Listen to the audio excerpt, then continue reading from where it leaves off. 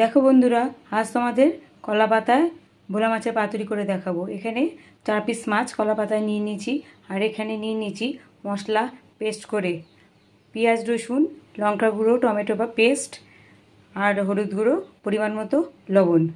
এবার কি করব, এই পাতার মধ্যে যে মাছগুলো আছে এর মধ্যে এই মশলাগুলো সব ঢেলে দেব।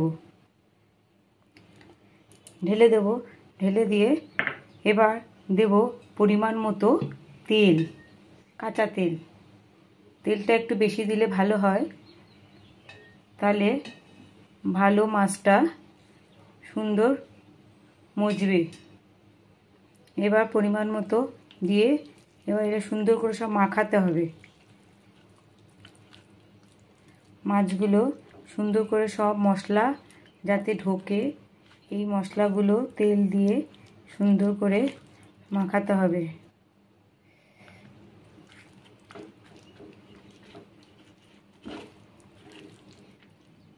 কলা পাতায় অনেকেই পাতুরি খায়, কিন্তু এই কলা পাতায় বেশি খায় হচ্ছে মানে যারা বাংলাদেশের মানুষ তারাই বেশি খায়।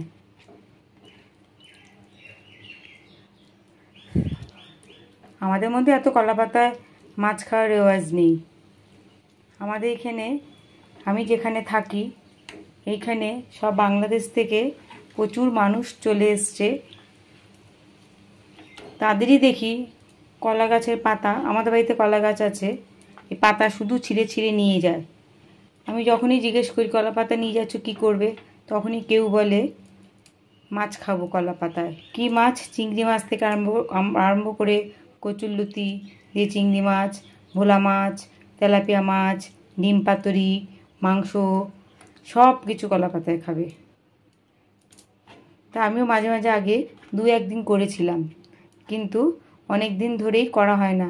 তা আজ ভোলা মাছ এনেছিলাম, তা ছেলে বলল কি, মা একটু কলা পাতায় পাতুরি করো। তাই ভাবলাম তাহলে একটু করে দিই। ও যখন বলল, দেখো ভালো করে মাখিয়ে নিলাম। মাখিয়ে নিয়ে এবার এটা একটু সরিয়ে রাখলাম। সরিয়ে রাখার পর এবার নন স্টিকে করব। নন স্টিকটা বসিয়ে দিলাম।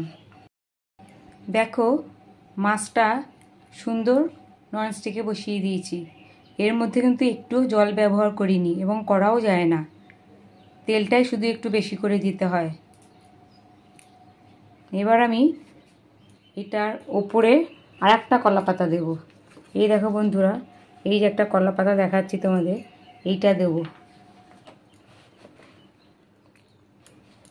দিয়ে এইবার ননস্টিকটা ঢেকে দেব আধা ঘন্টার জন্য।